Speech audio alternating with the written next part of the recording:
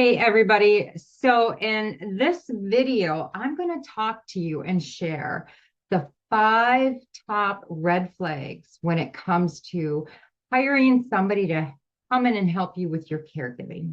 There are typically 5 mistakes that we make when we hire. And I think that a lot of it comes out of we are tired and we want help, right? And so we tend to ignore some things that we shouldn't. And it never, ever, ever ends up good. So these are the top 5 red flags for you to watch out for when you are interviewing and getting ready to hire somebody to come in and help you with your caregiving journey and duties. Because let's face it, by that time, we are so excited that now we finally qualify for somebody to come in and help us. But let's just go ahead and go through those red flags.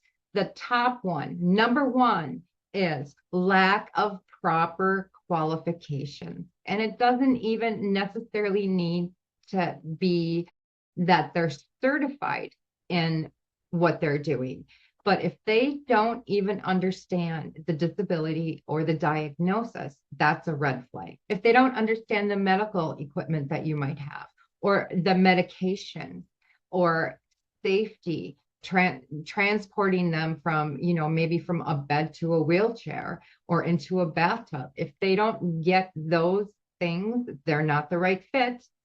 Number two, poor communication skills. If you are sitting down and doing an interview with them and you're having a hard time getting them to open up and answer questions or share, that's another red flag. If they seem maybe disinterested, that's a red flag. Number three, negative or no recommendations. Huge red flag. There's a reason that they do not have any references or are hesitant about giving you references.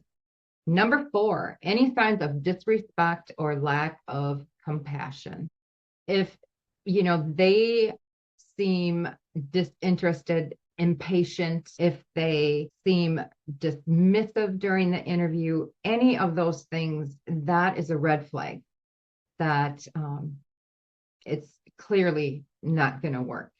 Number five is an unwillingness to follow your household rules, household values, and your boundaries.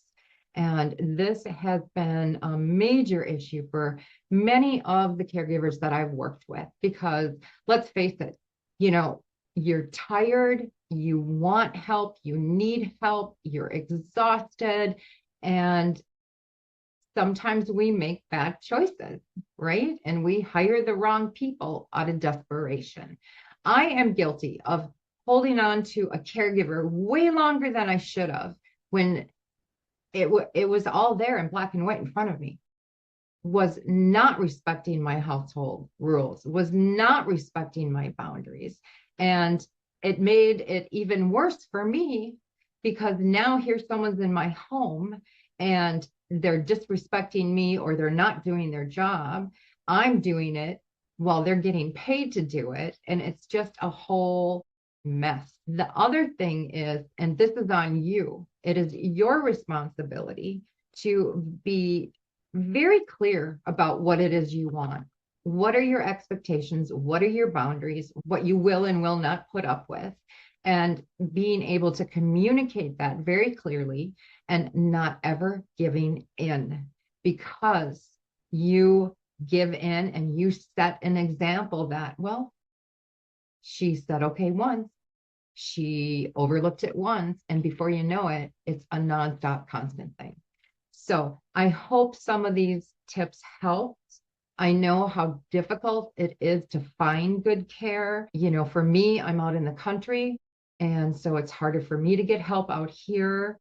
But I'm telling you, if you make an exception and you don't listen to your gut and you don't listen to your intuition, you're going to make it even worse for yourself. You're going to make more work on yourself. So do yourself a favor. Take your time, find the right person the first time. Be very clear about what you want, what you expect, and your boundaries. And If you do those things, it should work out pretty good for you.